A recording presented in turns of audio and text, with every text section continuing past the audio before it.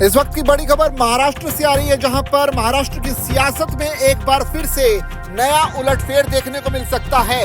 मुख्यमंत्री देवेंद्र फडणवीस ने उद्धव ठाकरे को एक बड़ा ऑफर दिया है, जिसके तहत उन्होंने कहा है कि 2019 तक हम विपक्ष में नहीं आएंगे, आपको इधर आना है तो आप विचार कर सकते हैं। तो इस जो बयान था, सदन में दिया गया बयान, ये काफी ज्यादा अब वायरल हो रहा है।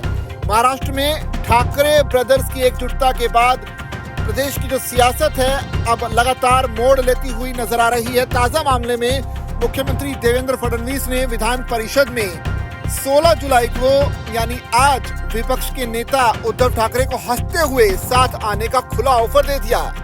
नेता विपक्ष और उद्धव ठाकरे गुट वाले शिवसेना के नेता अंबादास दानवे की विदाई के मौके पर सदन को वो संबोधित कर रहे थे और इस दौरान उन्होंने मुस्कुराते हुए मुख्यमंत्री फडणवीस ने मराठी में कहा, देखिए उद्धव जी, 2029 तक तो हमारा वहां यानी विपक्ष में आने का स्कोप नहीं है, लेकिन अगर आपको इधर आना है तो विचार कीजिए, ये आप पर निर्भर है। इससे पहले उद्धव ठाकरे और उप मुख्यमंत्री एकनाथ शिंदे के बीच भरी सदन में जुबानी जंग हो चुकी थी।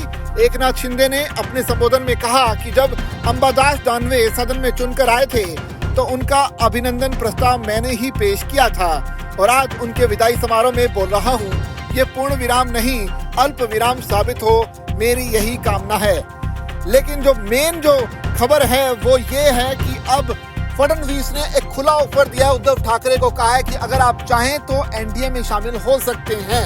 भले ही ये जो ऑफर था मजाकिया अंदाज में था, लेकिन इस बयान के काफी मायने निकाले जा रहे हैं और माना यह जा रहा है कि बीजेपी की तरफ से चाहे भले ही हंसते हुए ही सही, लेकिन ये ऑफर कहीं ना कहीं उद्धव ठाकरे तक पहुंचा दिया गया है कि वो चाहे तो इधर आ सकते हैं।